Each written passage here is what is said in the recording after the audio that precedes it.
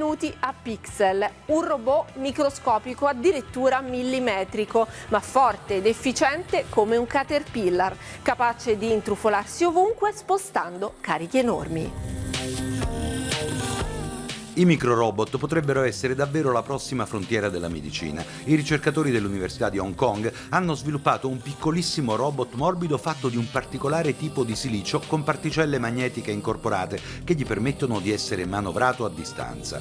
I millirobot, così sono stati battezzati, hanno centinaia di zampette che riducono l'attrito sulle superfici viscose, possono sollevare 100 volte il loro peso e attraversare ogni tipo di superficie, possono saltare, strisciare o camminare, sono estremamente elastici e possono modellarsi per attraversare passaggi molto stretti, hanno un alto grado di idrorepellenza, insomma sono ideali per muoversi all'interno del corpo umano.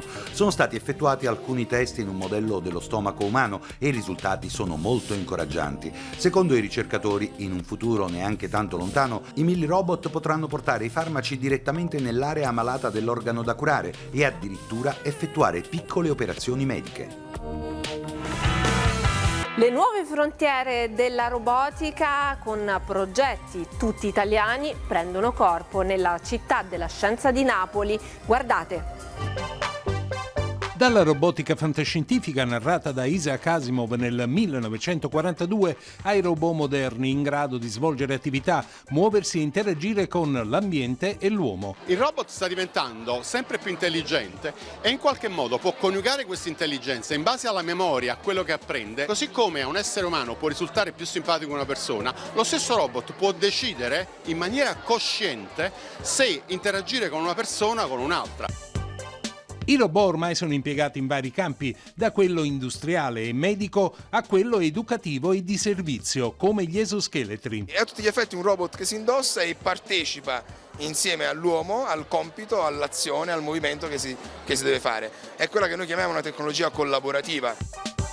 La presentazione delle ultime creazioni in robotica e intelligenza artificiale a futuro remoto, la manifestazione di Città della Scienza a Napoli. Io ho costruito il mio primo robot a 11 anni e poi ho fatto diverse esperienze che mi hanno portato a 15 anni all'MIT di Boston, e dopo aver scoperto che si può insegnare in maniera divertente, insieme a Francesco abbiamo fondato la nostra azienda di robotica. Per noi un robot è tutto quello che può aiutare un essere umano a vivere una vita migliore, quindi che sia un software o un hardware, quindi che sia un qualcosa che gira dentro un computer, per noi non fa differenza.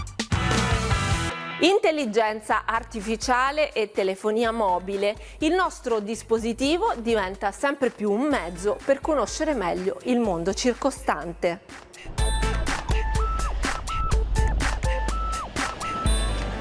Navigazione verso Rijksmuseum. A passeggio per Amsterdam, senza conoscere la lingua e senza avere una guida turistica tra le mani. Le nuove applicazioni di Google corrono in soccorso al turista più sprovveduto. Questo è il testo in olandese e questo il testo in italiano. Google Traduttore è capace di leggere, scrivere e parlare oltre 100 lingue. Google Assistant è il maggiordomo virtuale, il risultato degli studi sul linguaggio naturale. Quanti abitanti ha Amsterdam? 821.752, 2015. Le applicazioni di Google permettono l'accesso a un'enorme mole di dati, il frutto di 20 anni di ricerche globali. Questo è Google Lens, una funzionalità della fotocamera di Google, in base al quale tu puoi riconoscere gli oggetti intorno a te, dice un acero.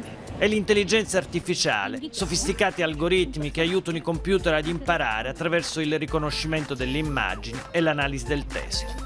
Le macchine diventano intelligenti, capaci di proporre ipotesi e risposte, e questo è solo l'inizio. Spitz, German Spitz. E per oggi Pixel si chiude qui, ma voi veniteci a trovare su TG3 Tech, sul sito del tg3.rai.it, e scriveteci a pixel@rai.it. Il TG3 termina qui, tra pochi minuti il LIS, ma vi ricordo che potete continuare a seguirci sui nostri profili social di Twitter, @TG3Web, e su Facebook www.facebook.com/TG3Rai. È tutto, grazie per l'attenzione, arrivederci.